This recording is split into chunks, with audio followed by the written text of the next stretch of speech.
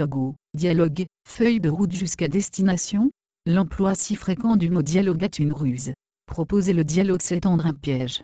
Celui qui l'a tendu en tire argument pour faire valoir sa qualité de tolérant en disant bien haut: je n'ai pas décidé arbitrairement, je ne suis pas un tyran aveugle, nous avons dialogué. Point. Pour nuancer ces propos de Casamayor, en les appliquant au cas togolais, je dirais que si le dialogue n'est pas un piège habituellement tendu par le régime, il fait néanmoins partie des recettes de ces machines conçues pour conquérir le pouvoir, et le reconquérir quand celui-ci semble lui échapper des mains. Casamayor d'ailleurs est lui-même suffisamment nuancé dans son ouvrage, ne manquant pas d'y mentionner les subtilités sous lesquelles l'intolérance opère. Au surplus, il faut mettre à l'actif du progrès le fait que personne n'ose plus dire « il faut me croire parce que j'ai raison, et j'ai raison parce que c'est moi ». Point. Toutefois, si les formulations de nos jours sont plus habiles, lorsque notre drogue pacifiante commence à produire ses effets, quand nous voyons apparaître les forces qui s'exercent, les intentions qui les inspirent, les formes que prennent les actions, les influences qui gagnent de proche en proche, nous mesurons l'étendue et le poids d'une orthodoxie dont nous n'avions pas conscience. Tout est donc question de formulations, les plus subtiles, les plus habiles, les plus rusées les unes que les autres, pour attirer dans le piège, en endormant, en trompant, pour gagner du temps en vue de conserver les privilèges ou au moins retarder leur fin. Le but final poursuivi par le système est de se maintenir par tous les moyens tout en s'entourant de tous les artifices pour se donner les dehors de démocratie. Il y a sur le plan du comportement langagier, un processus qu'il faut inclure, celui de la traduction. Théoriquement, la coalition des partis de l'opposition est appelée à traduire les aspirations des populations togolaises, celles qui manifestent à son appel. Mais, ou plutôt donc, il y a bien des risques que le traducteur soit, même à son corps défendant, traître. Il nous faut donc faire attention à certaines gymnastiques, certains exercices de langage, qui tôt ou tard conduisent à la trahison des vraies aspirations de nos populations, parfois, sans que les acteurs en soient au départ animés de mauvaises intentions. La pire des attitudes est évidemment celle des politiciens qui cachent de propos délibérés des visées personnelles derrière des déclarations publiques en faveur du peuple.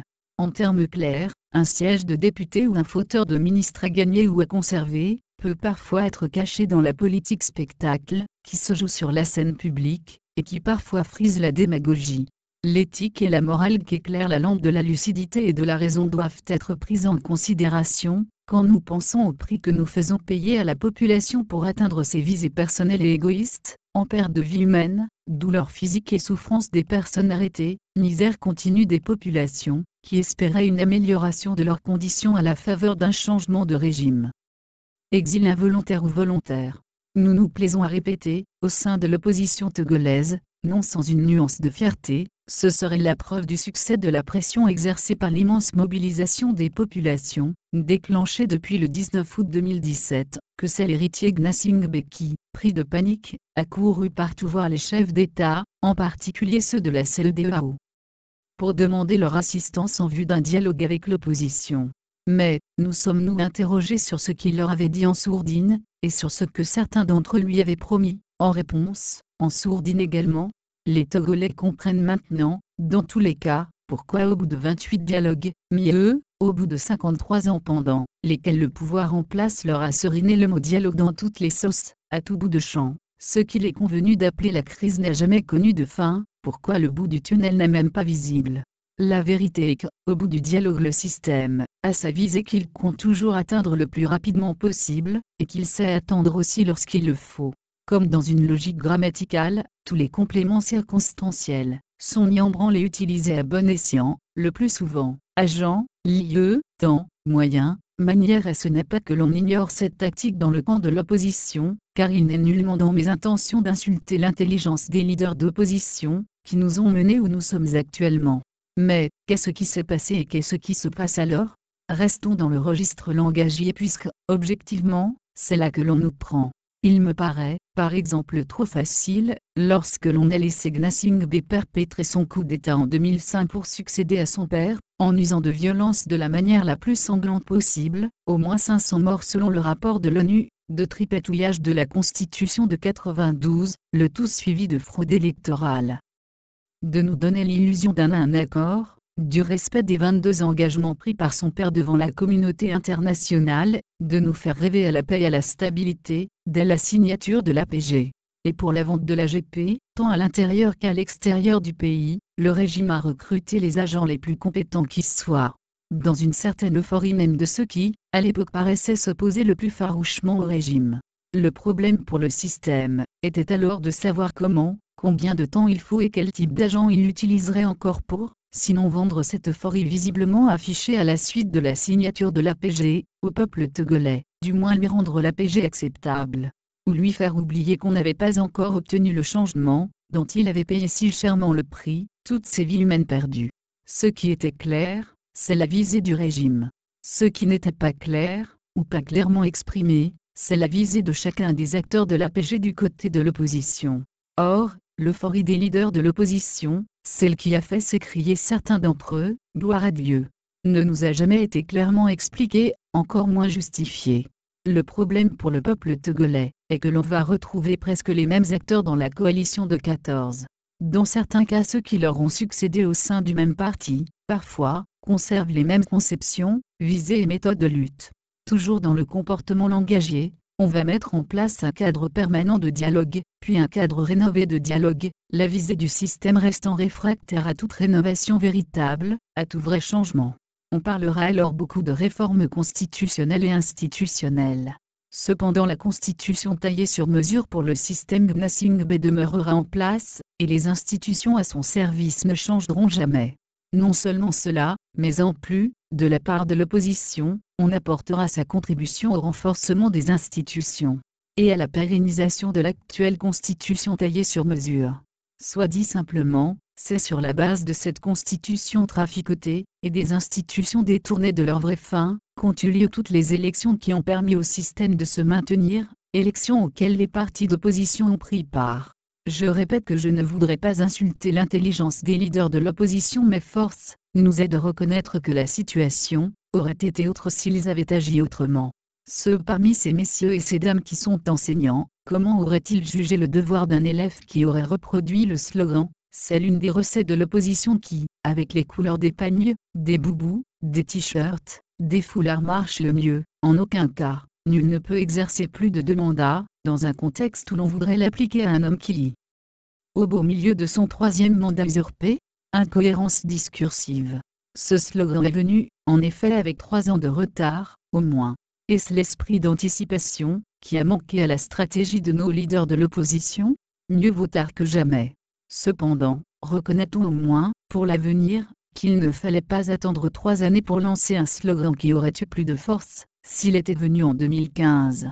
Ou même plus tôt. Comporte plus incohérent encore, lorsque dans la même coalition, certains se contentent de clamer ce bout de texte en aucun cas, tandis que d'autres n'hésitent pas à réclamer l'intégralité du texte originel de la Constitution de 92. Faut-il rappeler l'inadéquation entre le discours, le slogan, plutôt, et le comportement lorsque, après avoir 1000 fois martelé pas de réforme, pas d'élection, on s'était précipité aux élections sans la moindre réforme? Depuis le 19 août 2017, le vocabulaire supposé traduire les aspirations du peuple togolais a évolué lui-même, allant de l'exigence de démission immédiate de Gnassingbé, à la nécessité de réformes constitutionnelles et institutionnelles, avance-t-on en regardant dans le rétroviseur de façon permanente? En passant par la non-possibilité pour Gnassingbé de briguer un 4e mandat en 2020. Je n'entre pas dans les détails qui pourraient fâcher et surtout, je l'ai dit, ce n'est pas mon intention de juger les leaders de l'opposition. Mais, peut-être suis-je en train d'évoquer, comme beaucoup de nos compatriotes, certains des sujets qui auraient depuis longtemps fait partie de l'autocritique au sein de nos partis de l'opposition. Or, si nous examinons bien les choses, ces sujets dont l'évocation nous permettrait de relever nos faiblesses en vue d'y remédier, sont sûrement ceux qui offrent au système des arguments pour prendre notre position au piège. Et, ne perdons pas de vue le fait que tous ceux qui pourraient être amenés à s'impliquer, à quelque titre que ce soit, dans la crise, connaissent ces sujets ou, s'ils ne les maîtrisent pas totalement, ne tarderont pas à s'informer là-dessus. N'oublions pas non plus que ce sont sensiblement les mêmes qui, à la suite du coup d'État de Diendéré, avaient voulu débarquer au Burkina Faso pour imposer un dialogue au Burkinabé et ont été refoulés. Et maintenant, la feuille de route de la CEDEAO. On en parle, on en parle. Les Togolais la connaissent maintenant par cœur, ou presque. Les interprétations vont bon train dans tous les sens.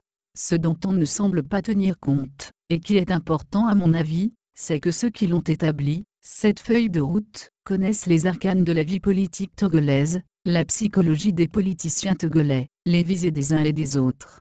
Et, quelle raison croit-on que les facilitateurs avaient de rencontrer les leaders d'opposition individuellement, en dehors des séances publiques où ils les recevaient ensemble? Le Togo, ce n'est pas seulement un régime dictatorial héréditaire transmis de père à fils, une monarchie de fait qui veut se donner des allures démocratiques, des barons puissants qui détiennent des privilèges, qu'ils seraient prêts à défendre bec et ongle. Une armée prétorienne habituée aux actes, que le monde entier lui connaît, professionnelle dans son genre, c'est-à-dire au comportement défiant toute civilisation humaine, toute vraie logique de sécurité des citoyens, recourant parfois à des groupes d'autodéfense, c'est-à-dire de miliciens barbares, quand il s'agit de défendre le clan Gnassingbé, mais c'est aussi, en face de ce système, des opposants qui, certainement pas tous, s'ils ne peuvent tout de suite conquérir d'une manière ou d'une autre le pouvoir, seraient prêts à des compromis pour quelques privilèges. À cela il faut ajouter l'influence de certaines puissances étrangères, dont forcément l'ancien colonisateur, la France, en dépit des déclarations publiques, celle-ci pèse de tout son poids sur les décisions, qui ont intérêt à ce que la balance penche d'un côté ou de l'autre, plutôt de celui qui leur paraît en mesure de garantir une certaine stabilité.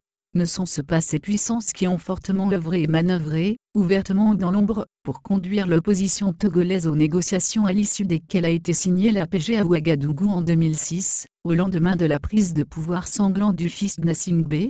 Et les mêmes puissances ne sont-elles pas revenues à la charge en 2013, alors que la mobilisation du collectif « Sauvons le Togo » ne faiblissait pas, pour convaincre les leaders d'opposition, que la solution se trouvait plutôt dans les élections législatives?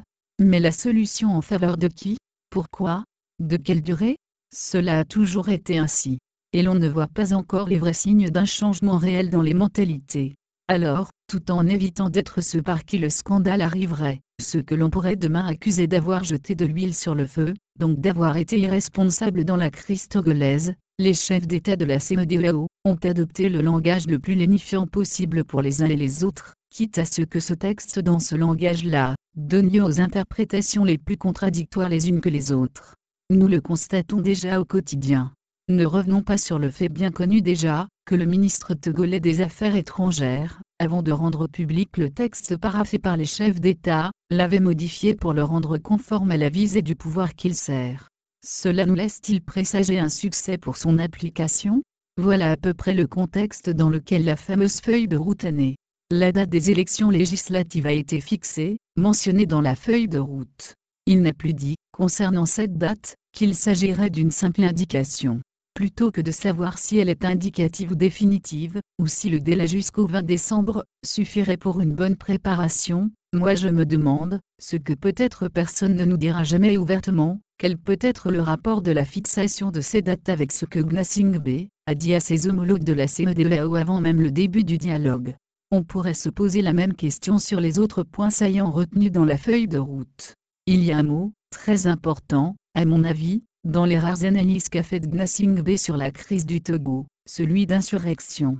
Comment croyez-vous que ses homologues africains auraient reçu ce mot qui menace, brandi à la face des chefs d'État, même ceux parmi eux qui ont la prétention d'avoir été portés au pouvoir par des élections transparentes, équitables et de jouir d'une certaine adhésion de leur peuple à leur politique? Maintenant la mise en place du comité de suivi, et même l'existence de la conférence des chefs d'État de la CEDEAO, vont-elles changer quelque chose réellement, et en profondeur à la crise togolaise? On ne peut que le souhaiter ardemment, en demeurant sceptique. Selon les visées et aussi selon les motivations des uns et des autres, l'arrivée à destination peut prendre plus ou moins de temps. C'est le moins que l'on puisse dire.